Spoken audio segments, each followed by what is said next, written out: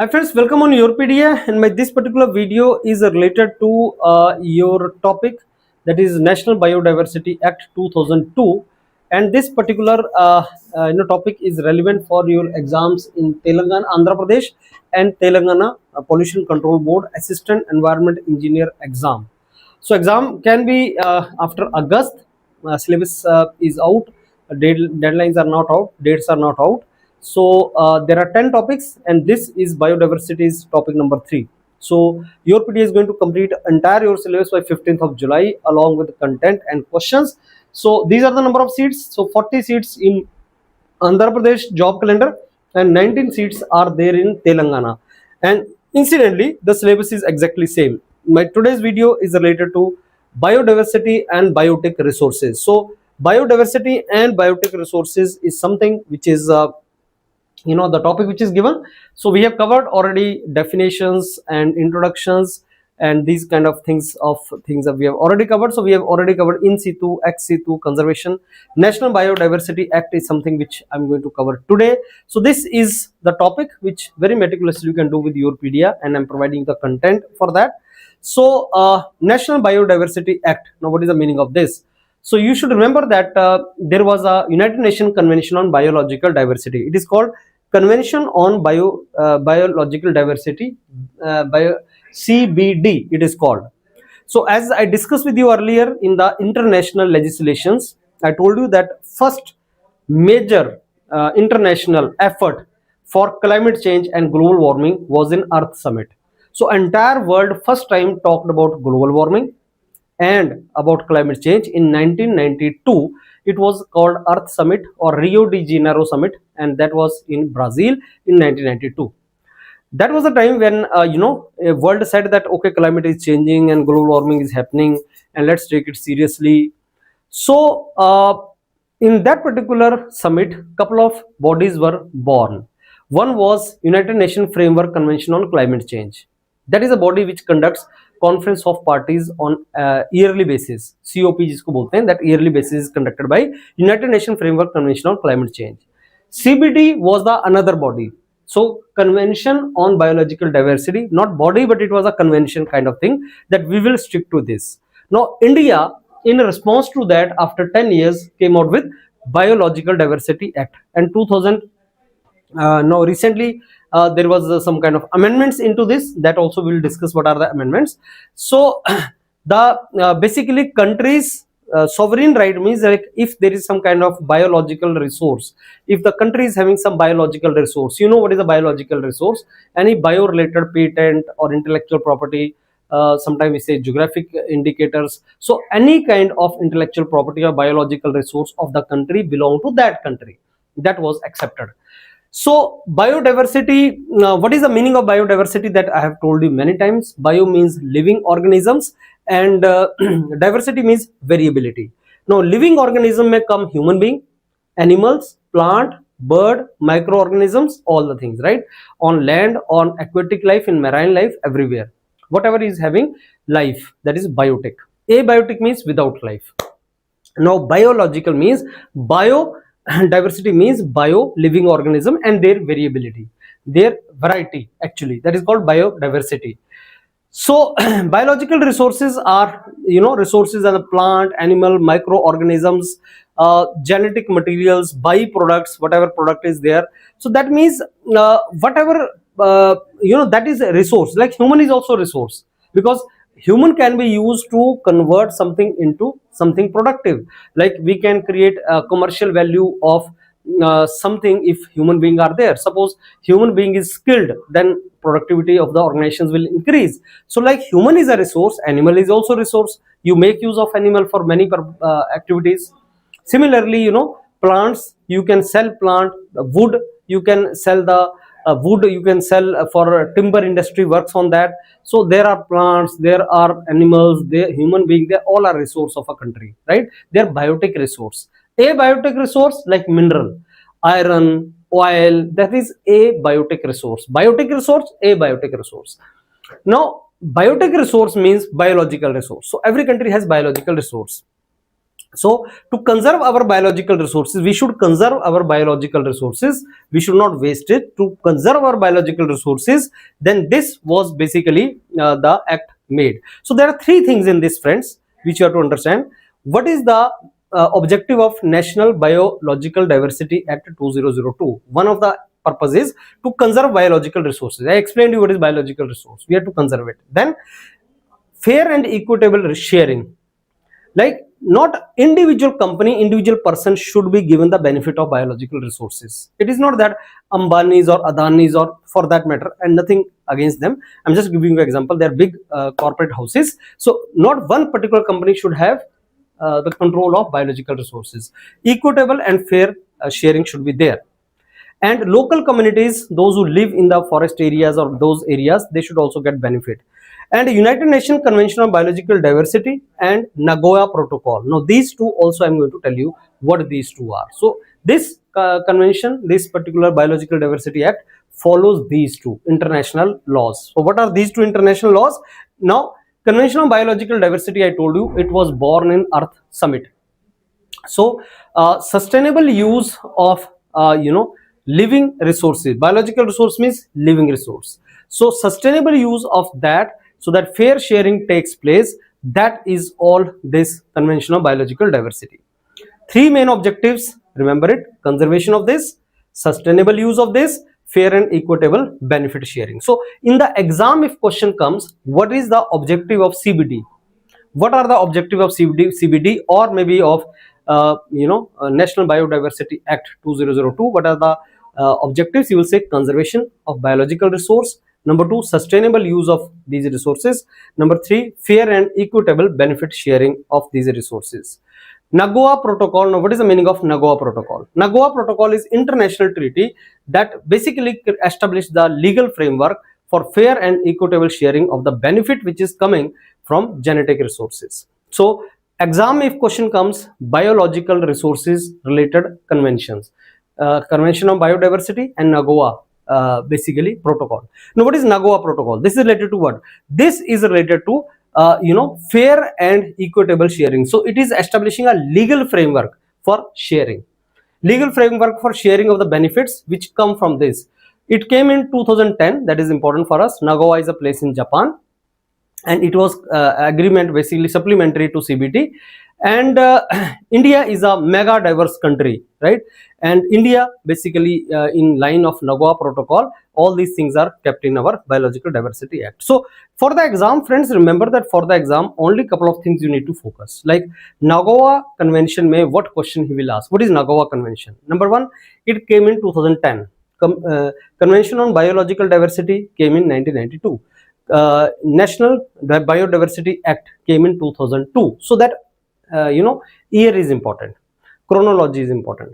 Nagoya Convention is related to basically the legal framework which we need to create for fair and equitable sharing of the benefits. It is related to that.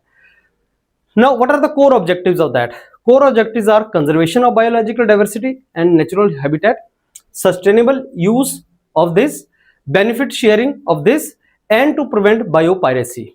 To prevent the biopiracy, that means traditional knowledge of our bio resources should be protected. Unauthorized patenting and exploitation should be avoided. We do not want biopiracy. Biopiracy means suppose this particular bio resource belongs to India, like basmati rice belongs to India. Some another country does patent on basmati. Where is it? It is our geographic indicator. Similarly, let's say Nilgiri tea, or for that matter, some another thing which is Darjeeling tea for us, or Nilgiri coffee for us, something like that. So suppose something belongs to India and another country is trying to do the patent for that. So that is called biopiracy. It should not be done. So this prevents that also.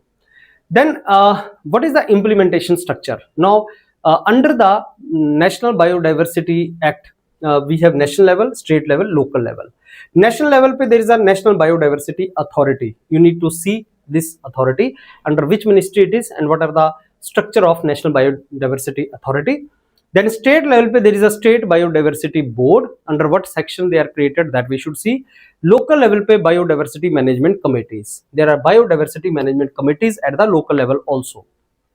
And there is something which is very interesting, People's Biodiversity Register, PBR, People Biodiversity Register, that actually belongs to this local level. So Biodiversity Management Committee, local governing bodies to promote conservation of this, and document basically is People Biodiversity Register. So these things are there. So that is how National Biodiversity Act basically is a three-tier implementation structure under National Biodiversity Act. Now, what are the salient features of this act? National Biodiversity Authority basically is created by this act. So this act creates this National Biodiversity Authority. Now, this act will prohibit any activity without approval of National Biodiversity Authority. So that means there is an authority created at the center level. You need to take the permission of National Biodiversity Authority, which is created under National Biodiversity Act 2002. So that act, that law created this authority, and you need to take permission from this authority for biological resources if you want to do research or if you commercially want to utilize. Suppose some biological resource belongs to India. So if you want to do research on that, you want to do research on a plant which belongs to India, or if you want to commercially exploit it, then you need to take the permission from this authority. Transfer of the result of any research, you have done some research, now you want to transfer this result to some another country, you cannot do that. That is our patent, because if you transfer the result of the research, then obviously you can get patent also. We don't want that. Intellectual property rights belong to us, that means the country where this biological resource is obtained. So three-tier structure I already told you, friends. The three-tier structure is National Biodiversity Authority center level, state biodiversity boards, biodiversity management committee. These names are important. Exam question can come that what are the three level body, three-tier structure. So these authorities are provided funding at separate budget to carry out the research work dealing with this. So all these three bodies are provided the funding, obviously.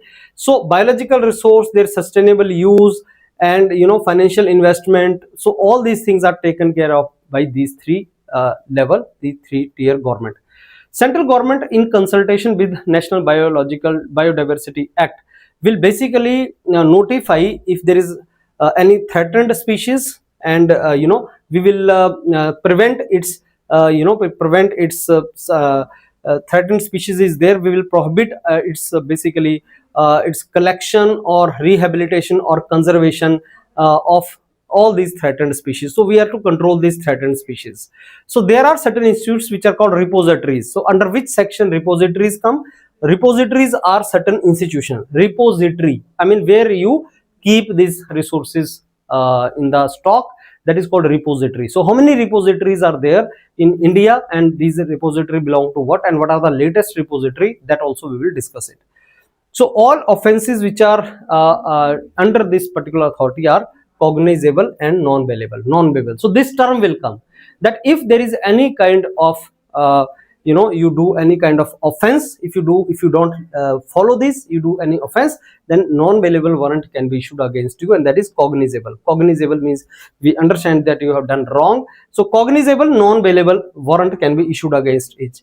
So, and all the cases will be taken in the National Green Tribunal. So very important information, friends, that if you do not follow National Biodiversity Act 2002 provisions, then the non-bailable warrant, cognizable, non-bailable warrant, the choice he can make is cognizable, non-bailable, non-cognizable, bailable, non-cognizable, non-bailable, cognizable, bailable, something like that. 4 choices he can make. It is cognizable, non-bailable.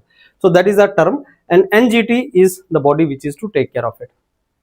Is there any kind of exemption from National Biodiversity Act? Answer is India will exclude Indian biological resources that are traded as commodities, right? So if we are already doing trade of that, though it does not come in that particular act. So I give you example.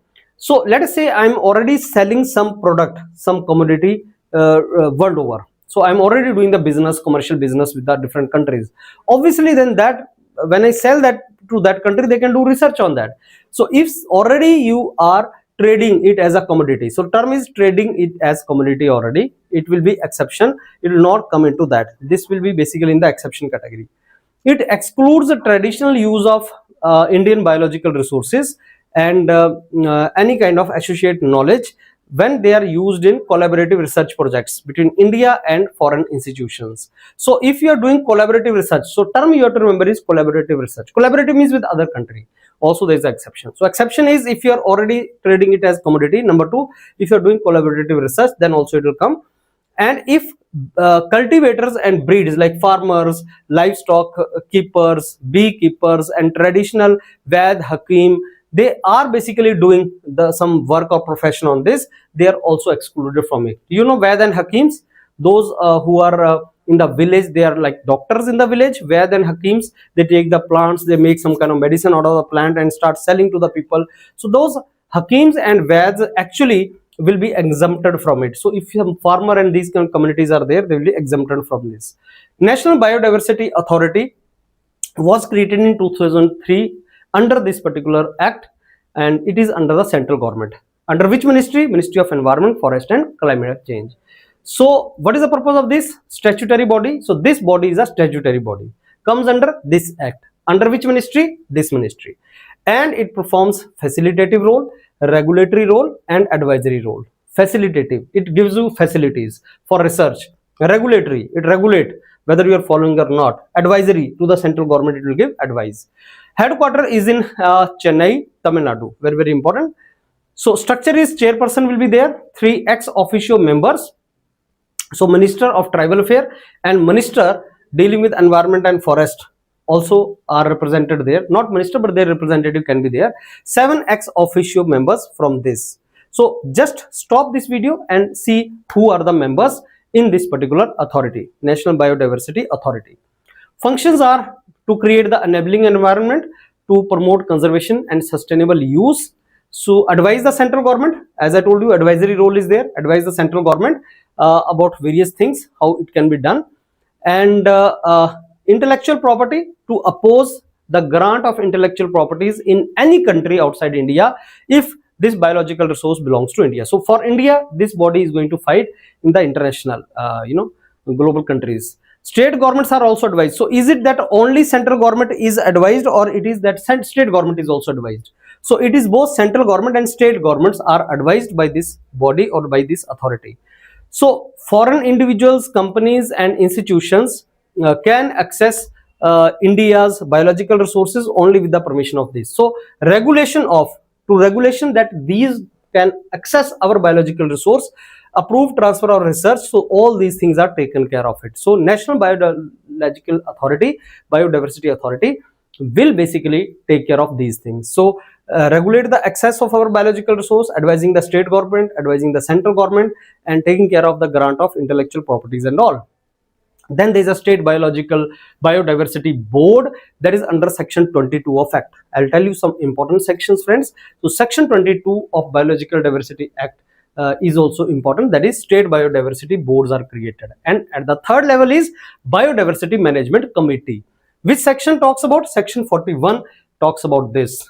And what is basically the purpose of this? That is preservation of habitat, conservation of land areas, folk varieties, cultivars, domesticated stocks, breed of animals. So basically this entire section 41 Act which creates local body, that is BMC, the purpose is to promote conservation, sustainable use and documentation of biodiversity, including all of this. So conservation, sustainable use and documentation, that means we are having this particular thing. So because this is at the field, this is at the village level or the field level, so they will be in contact with these kind of details. Function is to prepare people biodiversity register. Now exam question will come, who prepares people biodiversity register? And what is people biodiversity register? The preparation is not done by state biodiversity board or central government National Biodiversity Authority. It is prepared by Biodiversity Management Committee. So important question, exam mein it can be asked. What this register contains? The detailed information and availability of the knowledge of local biological resources, that is kept there. So it focuses on participatory document of local biodiversity and traditional knowledge. So entire local biodiversity related traditional knowledge which we have, that is kept in the register. That is the purpose. This contains information about the availability and knowledge of local biological resources, medicinal, and all these things. It is seen as a key document to ascertain the right of local people over the biological resources. And friends, the recent amendment to Biological Diversity Act 2002 was in 2023, and that was like ease of doing business that was promoted. So Ayush, there is a ministry now, Ayurveda related, traditional medicinal sectors, and domestic research. So to do the business easily in these domains, some amendments were there. And what was the amendment? Decriminalize several offense. So whenever you do some offense, I told you it is cognizable and non-bailable. So you decriminalized it. Okay, you said, okay, will not punish you, will not treat you criminal, will not give you imprisonment, but we will increase the fees, increase the basically punishment as a monetary penalty. So it decriminalized offense under original act, and monetary penalty was increased. So entire process of domestic practitioner to access biological resources was made more smooth. That means now it is easy to do commercial activities for that.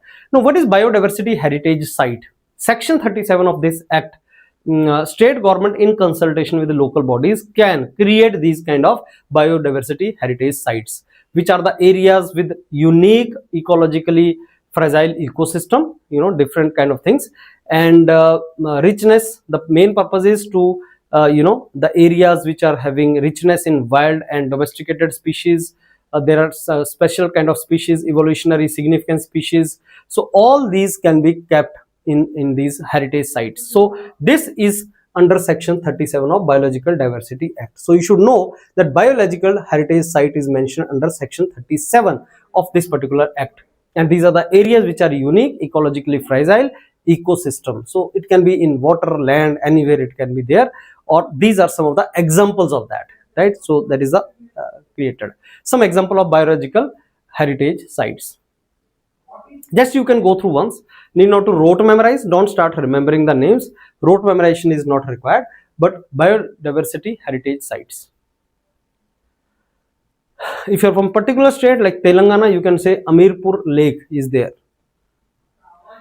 What are the important sections now of this act? Section 6 talks about intellectual property rights. So there may be many sections, but only some sections are important from exam perspective. You need to remember section and one word related to that. Section 6 of this act talks about intellectual property right. Done. Section 8 talks about National Biodiversity Authority. It is created. Section 22, State Biodiversity Board. Section 39 talks about repositories, institutes. Section 41, Biodiversity Management Committees. Section 39, I've already mentioned, it talking about repositories. So this is the important sections. Now, some section 39, Biological Diversity Act, which talks about repositories. So repositories maintain the biological material. So 2 new repositories are created. These are the names: Referral Center in Kochi and Research Institute in Pune.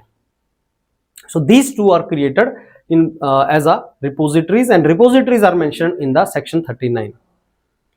So there are 18 such institutes in India. You need not to remember the names and all, but 18 are there. Now, what is a constitutional provision? India has a constitution. So under the constitution, there is something which is called directive principle of state policy.